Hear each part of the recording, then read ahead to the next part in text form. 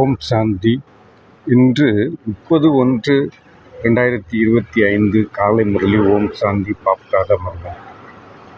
இனிமையான குழந்தைகளே, இந்த பழைய உலகத்தில் எந்த சாரமும் இல்லை. ஆகவே நீங்கள் இதன் மீது மனதை செலுத்தாதீர்கள். தந்தையின் நினைவு துண்டிக்கப்பட்டால் தண்டனை அடைய வேண்டியிருக்கும். தலைப்பில் இறைவன் மகா வாக்கியமாக சொல்கின்றதை பாருங்கள். இனிமையான குழந்தைகளே, இந்த பழைய உலகத்தில் எந்த சாரமும் இல்லை. ஆகவே நீங்கள் இதன் மீது மனதை செலுத்தாதீர்கள். இந்த பழைய உலகத்தின் மீது மனதை செலுத்தாதீர்கள். நீங்கள் தந்தையின் நினைவு உங்களுக்கு துண்டிக்கப்பட்டால் தண்டனை அடைய வேண்டியிருக்கும். இறைவனுடைய நினைவிலே இருக்க வேண்டும் என்று இறைவனே குறிப்பிடுகின்றார். அவருடைய நினைவில் இருந்தால் உங்களுக்கு எந்த தண்டனையும் கிடையாது.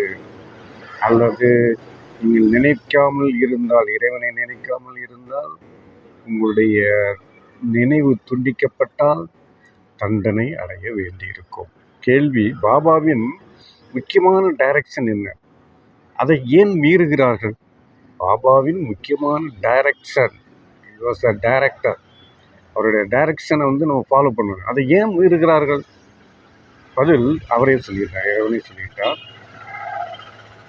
யாரிடமும் சேவையை வாங்காதீர்கள், ஏனென்றால் நீங்களே வேலைக்காரர்கள் என்பது பாபாவின் டைரக்ஷன் ஆகும்.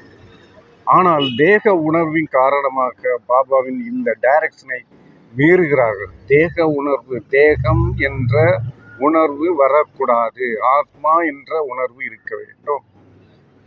ஒருவரை பார்த்தால் அவருடைய தேகத்தின் உணர்வு வரவே கூடாது. நீங்கள் இங்கே சுகம் அடைந்தால் அங்கே சுகம் குறைந்து போகும் என பாபா கூறுகின்றார். நிறைய குழந்தைகள் நாங்கள் சுதந்திரமாக இருப்போம் என்று கூறுகிறார்கள். ஆனால் நீங்கள் அனைவரும் பாபாவை சார்ந்து இருக்கிறீர்கள்.